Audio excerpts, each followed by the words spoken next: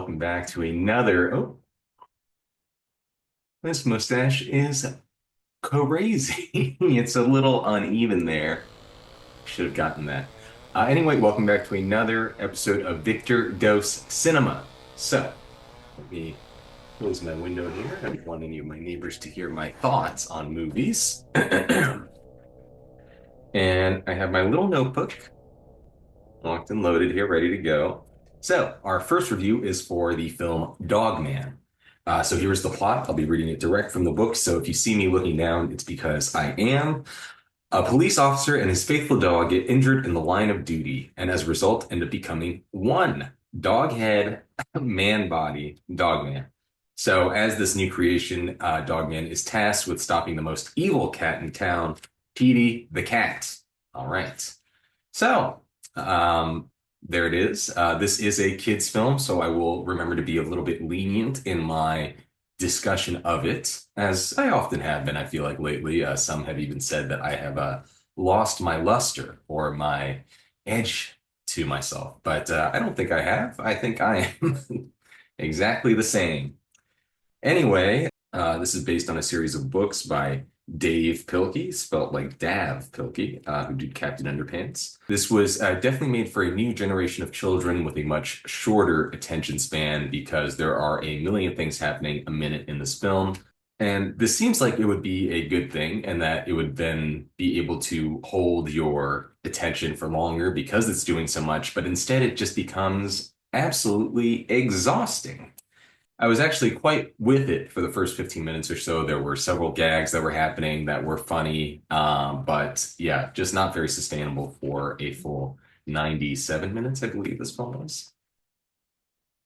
The animation style was also very pretty. It is, of course, a computer animation, but it is made to look like stop motion, and I thought it was very effective and nice to look at.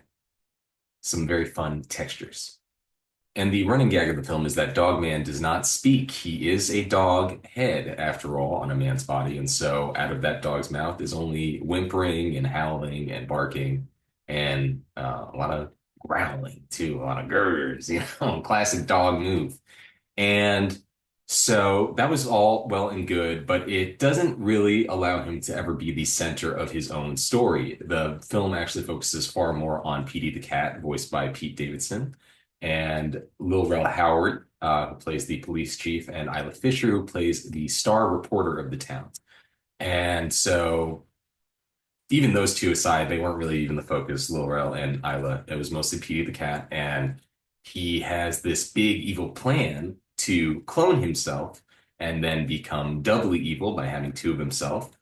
The only issue is the gag there is his cloning technology comes with a little bit of a issue. You have to wait 18 years for your clone to mature into a full adult, which of course leads into a whole story of Petey becoming a father to this clone of himself and dealing with his own issues of being abandoned by his father.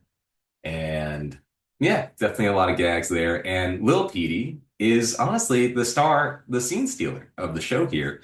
His clone, his little clone son, Lil Petey, who's voiced by a very funny child named Lucas Hopkins Cauldron. I hope it's a child. It could have also been an adult doing a child's voice because people do that as well. And, he just plays the part well of a cute little cat saying very sweet things and winning everyone's hearts by being the exact opposite of his father or original clone maker, Petey, which is not evil. So very cute. So all that's well and good, but even that story then takes a backseat as well. So Dogman first takes a backseat, then Lil Petey and Petey take a backseat for more villains, more characters, more chaos happening throughout the entire movie to the point where I just completely stopped caring and I wanted it to end. I said, no more, please. I understand this is for children. So again, the leniency is going to let me cap my feelings there.